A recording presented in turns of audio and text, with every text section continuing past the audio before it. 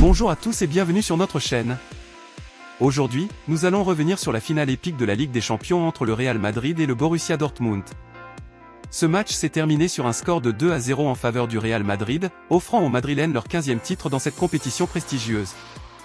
Nous allons décortiquer les moments clés du match, analyser les performances individuelles et collectives, et revenir sur les décisions tactiques qui ont façonné cette rencontre mémorable.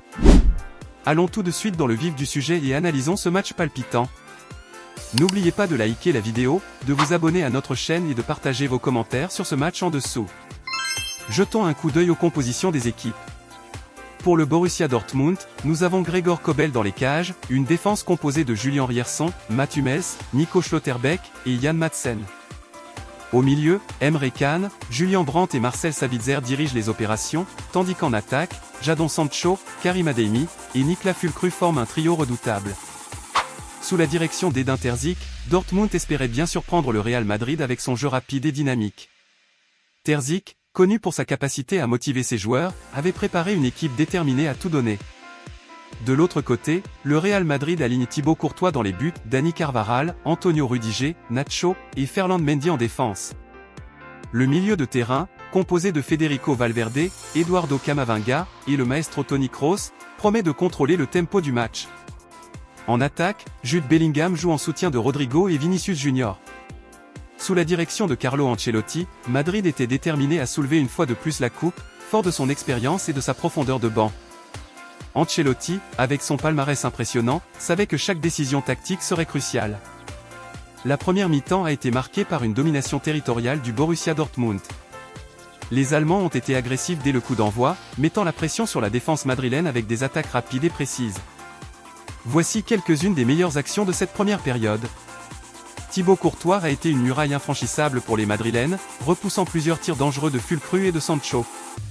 La défense, menée par un Rudiger intraitable, a su tenir bon malgré la pression constante.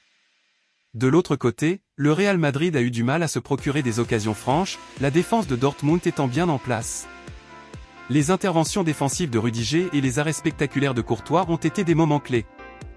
Malgré quelques incursions prometteuses de Vinicius et Rodrigo, le Real Madrid n'a pas réussi à percer la défense allemande.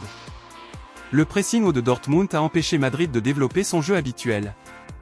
Les supporters de Dortmund, bruyants et passionnés, ont donné de la voix, espérant voir leur équipe ouvrir le score. La tension sur le terrain était palpable, chaque équipe sachant qu'une erreur pouvait coûter cher. Ancelotti, calme sur la touche, observait ses joueurs, prêt à ajuster ses plans. En deuxième mi-temps, le Real Madrid est revenu avec de meilleures intentions, modifiant légèrement son approche tactique. L'intensité du jeu a augmenté, et les occasions se sont multipliées des deux côtés. Voici un résumé chronologique des moments clés de cette deuxième période. Dès le début de la seconde mi-temps, Vinicius s'illustre avec une frappe puissante, mais le gardien de Dortmund, Kobel, est vigilant et repousse le danger. Cette action a donné le ton pour le Real, qui semblait plus incisif et déterminé.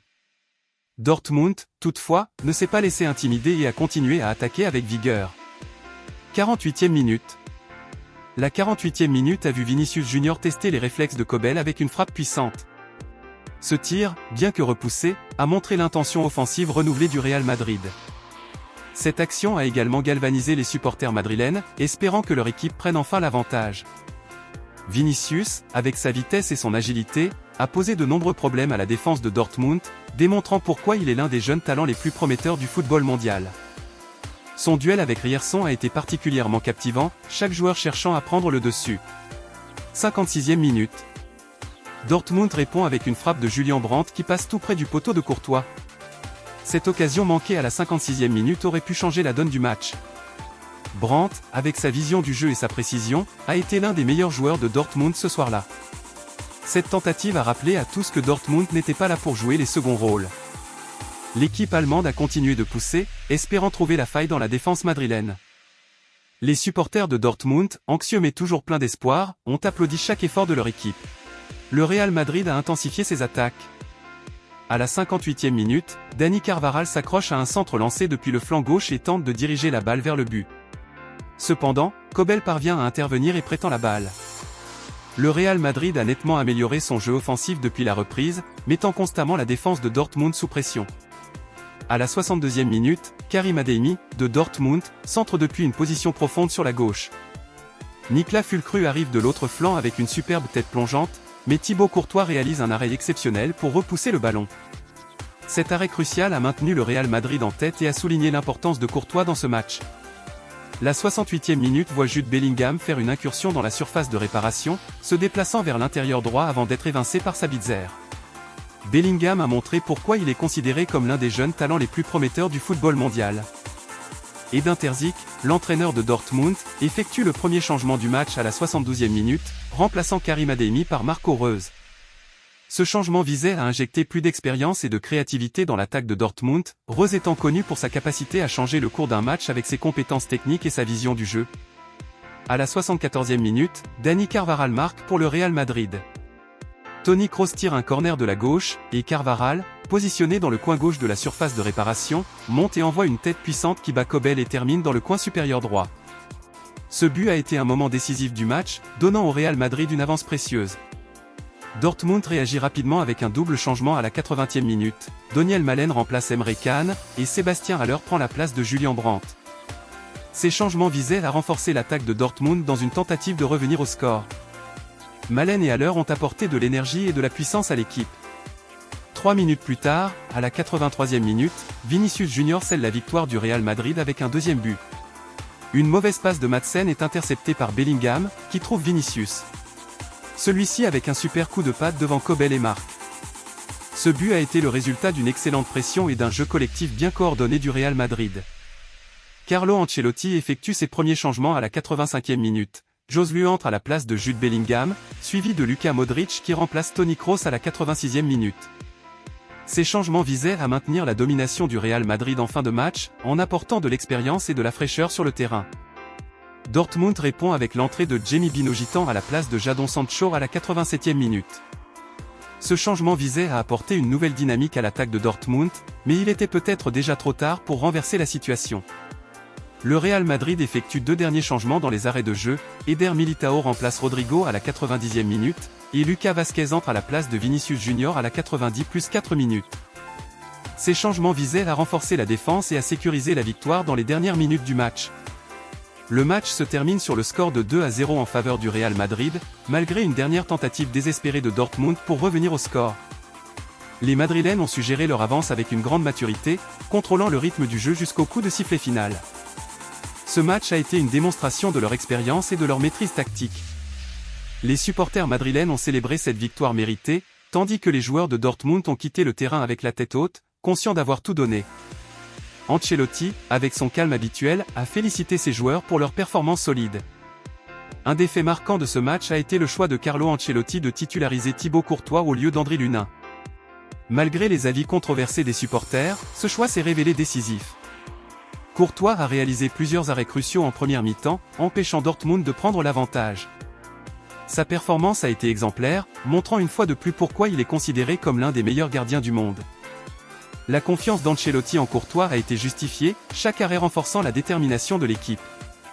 Courtois a prouvé que, même sous pression, il peut faire la différence. Ancelotti a également montré sa sagesse en gérant la pression des supporters. Beaucoup réclamaient une chance pour Lunin, mais le coach italien savait que l'expérience de Courtois serait cruciale dans une finale de cette importance.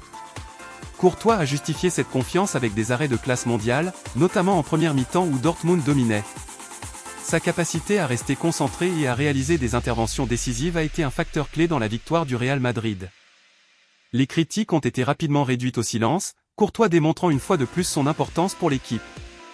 En fin de compte, la décision d'Ancelotti de choisir Courtois plutôt que Lunin s'est avérée être l'une des clés de cette victoire. Le gardien belge a non seulement empêché Dortmund de marquer, mais il a aussi donné confiance à toute l'équipe grâce à ses performances solides. Ancelotti a montré pourquoi il est l'un des meilleurs entraîneurs du monde, capable de prendre des décisions difficiles et de faire confiance à ses joueurs dans les moments critiques.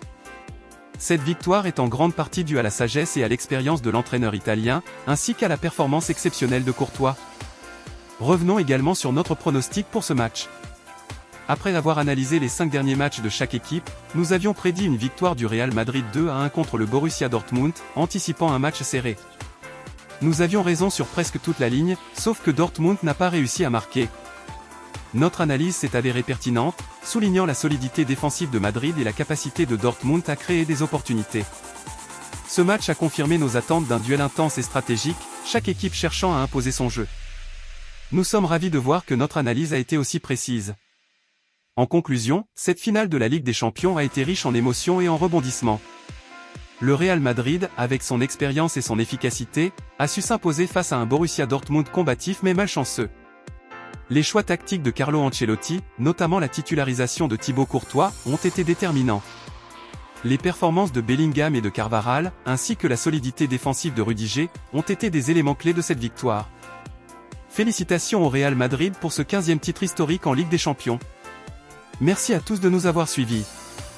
N'oubliez pas de liker la vidéo, de vous abonner à notre chaîne et de partager vos commentaires sur ce match en dessous. À très bientôt pour de nouvelles analyses de vos matchs préférés.